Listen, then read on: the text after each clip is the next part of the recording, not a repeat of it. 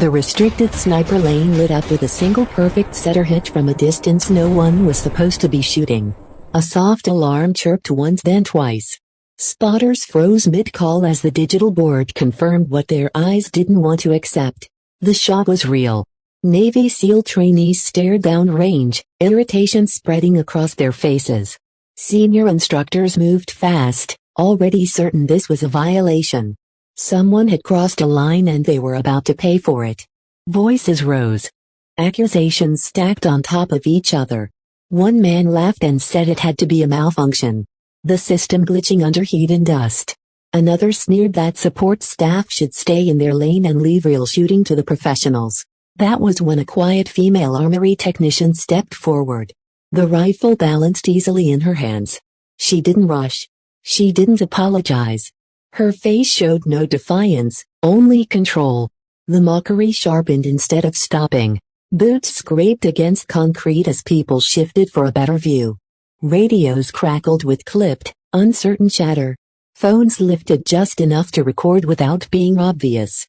The range held its breath, suspended between judgment and something no one was ready to name yet.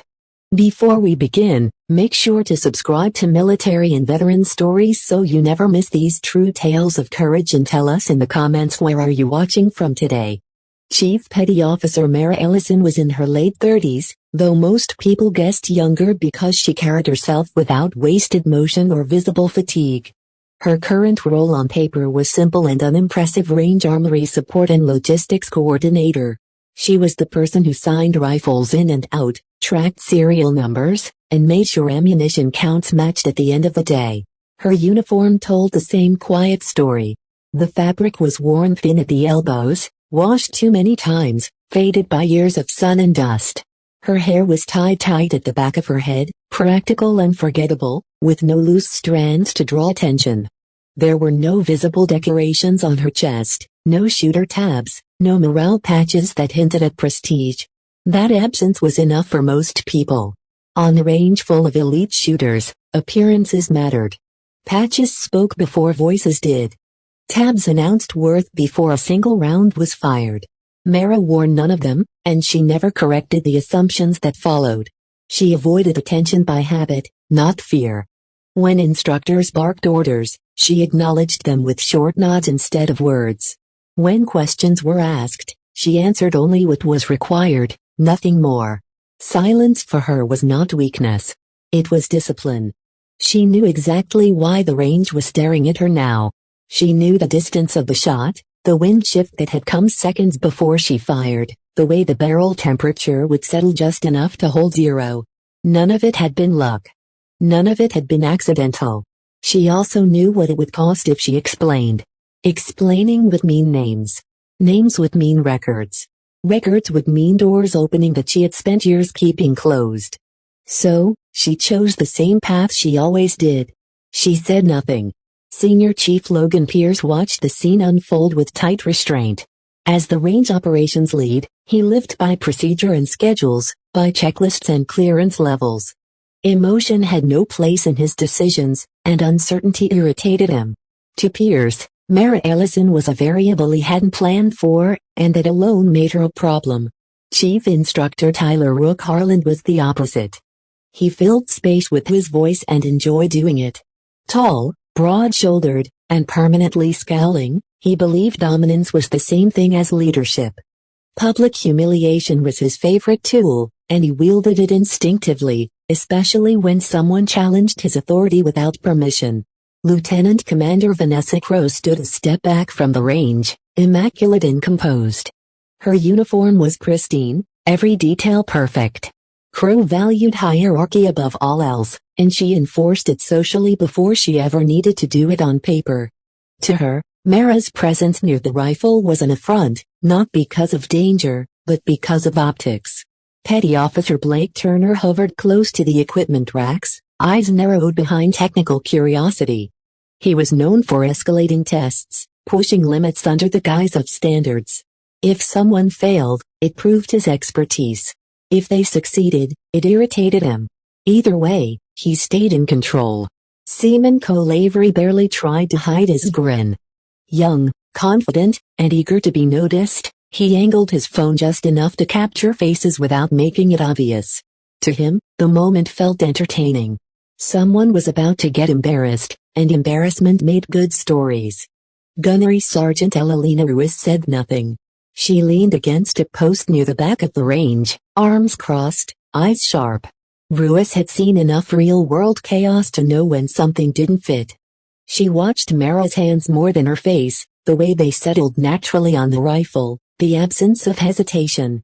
Sergeant First Class Noah Kincaid stood beside her, unsettled for reasons he couldn't immediately name. As an Army Ranger liaison, he had spent years around shooters, medics, and operators from every branch. There was something familiar in Mara's posture, in the way she measured the range without moving her head. It bothered him the way a half-remembered dream did. Mara felt all of it without reacting.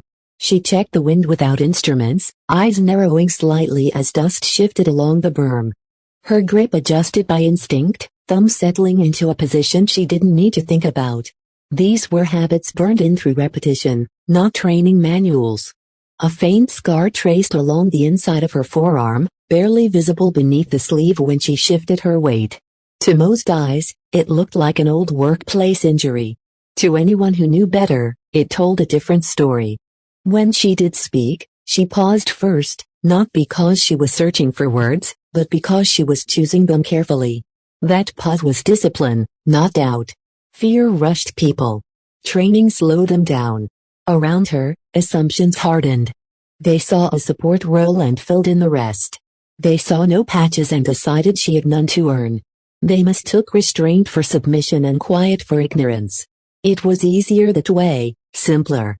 Mara had learned long ago that correcting people rarely changed them. Letting them reveal themselves did. So she stood there steady and silent while judgment circled closer. The range buzzed with tension, and every set of eyes waited for her to either explain herself or break. She did neither. She had survived worse rooms than this. She had stood under heavier scrutiny with more at stake than pride. Whatever happened next, she would handle it the same way she always had. Thumb-controlled, unseen. Chief Instructor Tyler Harlan broke the moment with a sharp, humorless laugh. He stepped forward, boots striking concrete with deliberate force, and pointed downrange. He said if she had fired that shot once, she could fire it again. If it was skill, it would repeat. If it was luck, it would fail. Either way, the range would settle it. The crowd leaned in immediately. Chairs scraped back. Operators drifted closer from adjacent lanes, curiosity overriding discipline. This was no longer about safety or protocol. It was about proving someone wrong in front of witnesses. Mara Ellison did not argue. She adjusted her stance, checked the chamber without being told, and settled behind the rifle. Her breathing slowed until it disappeared entirely. Not shallow, not forced, simply absent. She waited for the wind to move, not watching flags, but feeling it on her cheek. The shot cracked once. The digital board refreshed. Another clean center hit bloomed on the screen. For a heartbeat, no one spoke. Then voices collided all at once. Someone cursed under their breath. Another demanded the system be recalibrated. Harriland's jaw tightened, irritation flashing into something sharper. He waved off the spotters before they could even speak. His authority suddenly less certain than it had been moments earlier. Petty Officer Blake Turner stepped forward next, eyes bright with challenge. He said static targets meant nothing. Real shooters adapted. Real pressure moved. He ordered the automated system engage steel silhouettes sliding into unpredictable patterns across the far berm. This time there was no laughter, only anticipation. Mara shifted her position slightly, not to get comfortable, but to get correct. She tracked the first target without rushing, fired once, and moved on. The second fell, then the third. Her cadence never changed. No wasted rounds. No dramatic speed, just precision measured and final. The targets dropped one by one. A few operators exchanged glances, their expressions tightening. The confidence that had filled the range minutes earlier drained away, replaced by something uneasy. This wasn't showmanship. This wasn't a stunt. It was competence stripped of flair. Someone behind the line muttered that it wasn't normal. The laughter that had carried earlier never returned. Lieutenant Commander Vanessa Crowe stepped closer, her voice smooth and controlled as she changed the angle of the challenge. Marksmanship was one thing, she said. Understanding was another. She gestured toward a large tactical board mounted near the range office and asked Mara to explain the shot. Wind, elevation, terrain, all of it. Mara rose slowly and approached the board. She took the marker without hesitation. She didn't start with the target. She started with the land.